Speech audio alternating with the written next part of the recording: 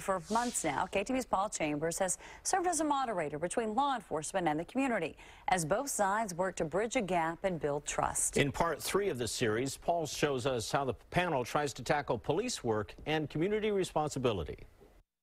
The common thread in all of the barbershop forums is community, because law enforcement officers stress they can't do their job without you. When we have this community buy-in, we get better results because you feel like you have a say-so in what we're trying to do. Most of the departments represented in the forum say they need to work harder to better reflect the communities they serve.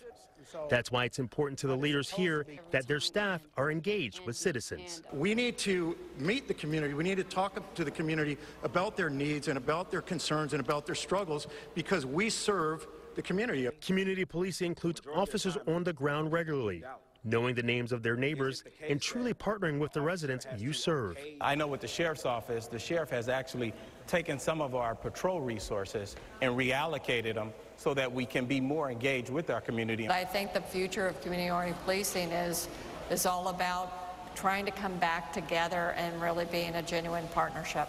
But not everyone was ready to talk about partnership. One audience member stood up and told the panel how she feared for her life and others. I want to know what type of changes you're going to make to your regular stops on the sidewalk or on the street to make me feel safe, because just because you walk into a classroom doesn't mean I'm not afraid you're going to hurt me. Law enforcement leaders did not answer her question, however did note changes need to be made to build trust with the communities they serve. I'm sorry, and that we're going to work, this chief and our police department, the Oakland Police Department, we are committed to working to restoring your trust in us. I think we in law enforcement have some work to do to reestablish some relationships with our folks so that they feel comfortable enough to come to us. One group that says they're ready and willing to work with law enforcement to build a better sense of community are those who once caused trouble and brought about heartache to many. These are the men and women who used to be behind bars and have paid their debt to society.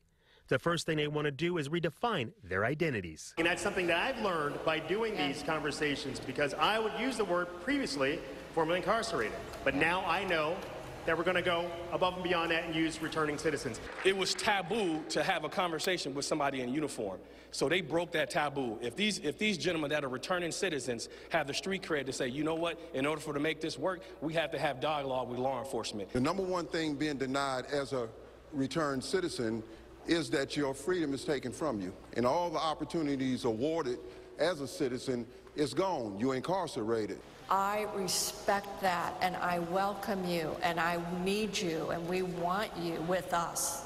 So thank you, and we need to get that message out and change the conversation on our side. Trust on both sides involves keeping that conversation going. In part 4, you'll hear more from the citizens who say they have action plans they're ready to put into effect in their own communities.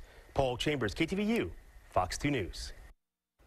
And be sure to tune in to our 1-hour race relations special. It's going to be hosted by Dave Clark and Gassia Mikaelian from Mornings on 2. That special airs this Tuesday at 8 o'clock on KTVU+.